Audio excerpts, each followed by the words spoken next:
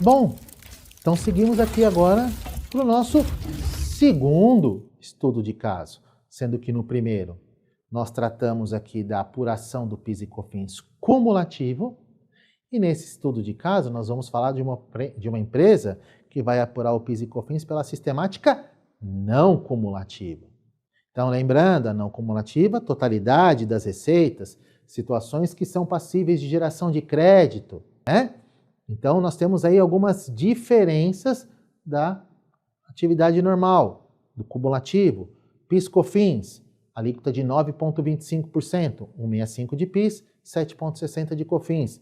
Receita de natureza financeira, 0,65% de PIS, 4% de COFINS. Vamos aplicar isso na prática? Então, nós temos aqui agora uma empresa que faz fabricação de embalagens, recondicionamento de pallet e também tem receita de aluguel de imóvel. Então, eu tenho que conhecer a atividade, lembrar dos itens que podem gerar crédito, aquilo que tem alíquota zero, que não tem, né? E também posso me deparar com situações que eu fico na dúvida se eu posso ou não posso apropriar crédito. O que nós devemos fazer? Ir lá, pesquisar soluções de consulta, clicar lá no site da Receita, nas normas, colocar lá e fazer as nossas consultas. Vamos falar na prática? Para facilitar aqui também, neste segundo exemplo, eu já trouxe aqui ao lado, por conta das especificidades, a resolução dessa atividade, mas vamos fazê-la aqui passo a passo, para que você possa, no seu dia a dia, identificar as informações da empresa, do escritório, até mesmo do seu negócio, e ter aqui uma adequada segurança da apuração do PIS/COFINS. Vamos lá? Temos aqui o faturamento total de todas as operações com nota fiscal. Então, PIS/COFINS não cumulativo incide sobre a totalidade das receitas. Vamos ver o que é passível de exclusão. Nós temos aqui IPI sobre vendas que foram submetidas à tributação, ICMS operação própria, ICMS ST e receita de exportação. Então, nós temos aqui sobre apenas o faturamento de todas as operações, nós tivemos aqui 22.450.000 de faturamento nesse mês, sendo que nós tivemos aqui algumas situações em que são passíveis de exclusão, sejam porque não são receita, no caso de IPI, ICMS próprio e ICMS ST, seja porque na exportação a legislação determina a não incidência. Então, nós temos aqui 12 milhões como base de tributação do sistema não cumulativo com as aplicações das alíquotas de PIS e COFINS. Então, nós temos aqui PIS e COFINS sobre os faturamentos. Agora, nós temos aqui outras receitas que a empresa oferiu no mês. Aplicação financeira. Nós tivemos esse montante de receita. Receita de aplicação financeira, como nós vimos há pouco, ela é uma receita objeto de tributação pelo PIS/COFINS com alíquota de 4,65%. Então, eu auferi aqui a receita financeira, sobre essa receita eu vou submeter a tributação da alíquota de 0,65% do PIS e 4% da COFINS. Receita de aluguel. Aqui, qualquer receita que a empresa aufira deve ser submetida à tributação do PIS/COFINS. E como ela também tem atividade de aluguel, isso aqui é uma receita decorrente da sua atividade. Dentro dessa receita, ela vai se submeter à tributação do PIS e COFINS, mas não com uma alíquota financeira, uma alíquota normal. E tem aqui também a receita de variação cambial decorrente da exportação. Vamos olhar lá naquele material sobre o que diz a respeito da receita de variação cambial? Então, estamos aqui com o material, vamos lá para o não cumulativo. Só para a gente localizar aqui. Pronto. Receita de natureza financeira. De acordo com estes decretos que estão aqui na tela, e você pode consultar também lá na IN 2121 de 2022, alíquota zero sobre as receitas decorrentes financeiras de exportação, que aqui se encontra a variação cambial. Então, ou seja, temos uma receita de variação cambial de exportação, mas ela não vai ser objeto de tributação do PIS/COFINS. por isso que ela não está aqui. Temos aqui a somatória de os valores devidos a título de PIS e COFINS sobre as receitas.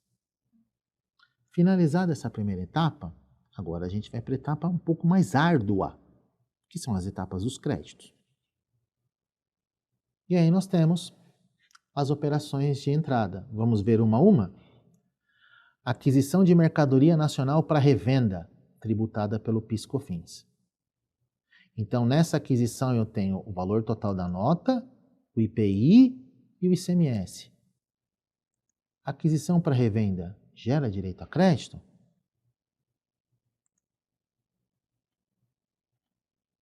De acordo com a legislação, bens adquiridos para revenda, exceto os produtos monofásicos, geram crédito. Não sendo esses produtos monofásicos, eu tenho direito a crédito. Mas sobre qual base? A legislação estabelece que a base de cálculo do crédito é o valor da aquisição menos o ICMS menos o IPI.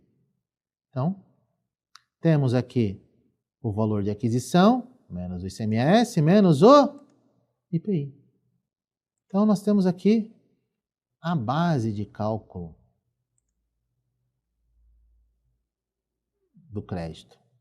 Desta base de cálculo, eu vou aplicar as alíquotas de 1,65 e 7,6. Então, olha como é importante aqui. Não é o total da nota fiscal. Eu tenho que deduzir ali o ICMS e o IPI incidente na operação de aquisição. Aquisições de insumos. Então, também tenho aquisição de insumos no valor de 2 milhões. Tenho o IPI e o ICMS na nota de insumos.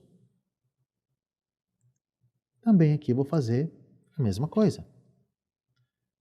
O valor da aquisição menos IPI menos ICMS, chego na base de cálculo. Da base de cálculo eu aplico as alíquotas de PIS e COFINS.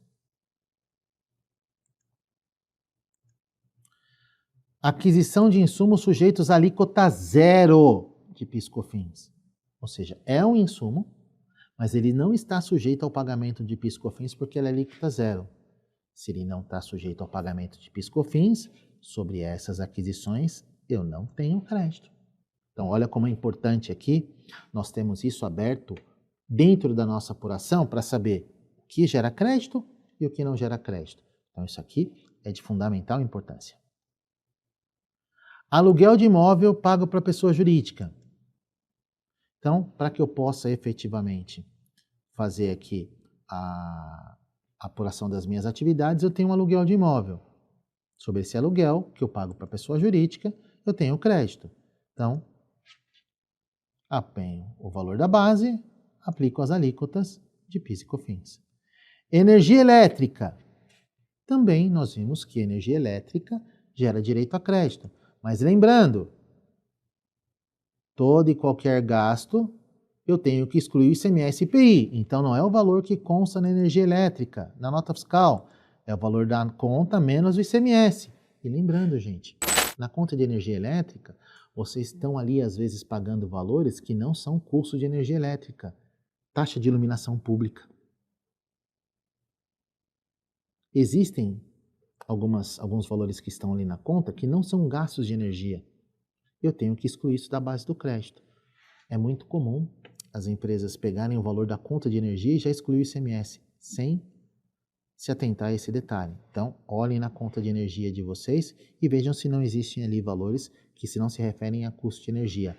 A própria Receita Federal, por meio de soluções de consulta, já se manifestou no sentido de que a taxa de iluminação pública não é gasto com energia. Ele pode vir cobrado na conta de energia, mas não deve ser objeto de crédito. Então, algumas empresas não concordam, questionam isso perante ao Poder Judiciário, até mesmo a Receita Federal, mas aqui é só para nós termos aqui essa segurança.